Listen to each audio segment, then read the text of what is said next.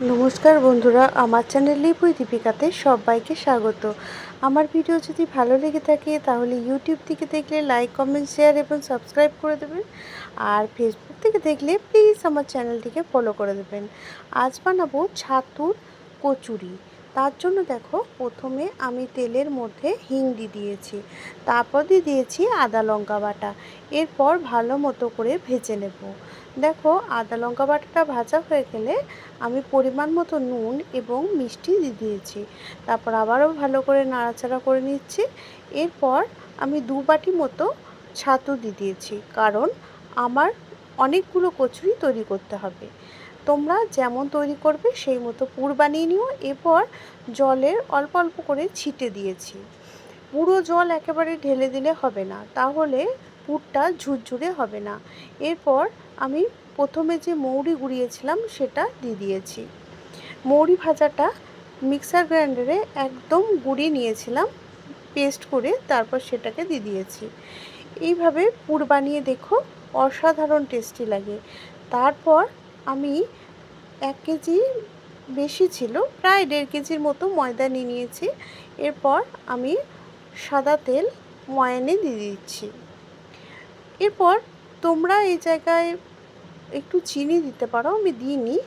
আর পরিমাণ মতো অল্প নুন দিয়েছি, কারণ কচুরিতে যে মশলাটা বানিয়েছি সেটার মধ্যেও নুন আছে। এরপর জল দিয়ে ভালো করে মেখে নেব। শাশুড়ি মা আর আমি দুজন মিলে মেখে নিচ্ছিলাম, কারণ অনেকটাই ময়দা ছিল। তারপর দেখো, ভালো করে মথে নিয়েছি। এরপর আধ ঘন্টা মতো রেস্টে রেখে দিয়েছি। দেখো, ময়দা যত ভালো করে মাখবে তত নরম হবে। তারপর দেখো, হাতের সাহায্যে ভালো করে লেচি কেটে নিচ্ছি। এরপর পুর ভরে নিচ্ছি। পুর ভরাটা কিন্তু একদম দেখো, আমি গর্ত মতো করে নিয়েছি, আমি ভিতরে পুরটাকে ভরে দিচ্ছি। এরপর ভালো করে আটকে নিতে হবে। ভালো করে না আটকালে যখন বেলা হবে তখন ফেটে যেতে পারে।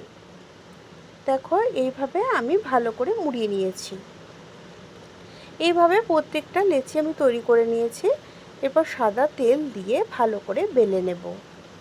গোল গোল করে বেলে নিয়েছি। বেলতে তো তোমরা সবাই পারো। দেখো, এইভাবে বেলে নিয়েছি। সত্যি বলছি বন্ধুরা, এই প্রসেসে তোমরা একবারও হলে ছাতুর কচুরি বানিয়ে দেখো। সত্যি তোমরা, তোমাদের বাড়ির যারা যারা খাবে একদম প্রশংসায় পঞ্চমুখ হয়ে যাবে। আর আমার ছেলে তো বলছে মটরশুঁটির কচুরির থেকেও ছাতুর কচুরি নাকি অসাধারণ লাগছে। তারপর তেলের মধ্যে আমি সাদা তেলে ছেঁকে নিয়েছি, একে একে কচুরিগুলিকে ছেঁকে নিয়েছি। সত্যি দেখতে যেমন লোভনীয় হয়েছিল, খেতেও কিন্তু অসাধারণ হয়েছিল। আর কেমন করে দেখো, তেলে দেওয়া মাত্র ফুলে যাচ্ছে, তোমরা তো দেখতেই পাচ্ছ। আর এরপর তোমরা এটাকে চিকেন দিয়ে বলো বা চানা মশলা, ঘুগনি, আলুর দম, যেটা খুশি তার সঙ্গেই সার্ভ করতে পারো। খেতে কিন্তু ফাটাফাটি লাগে। একবারও হলে বাড়িতে এইভাবে ট্রাই করে দেখো।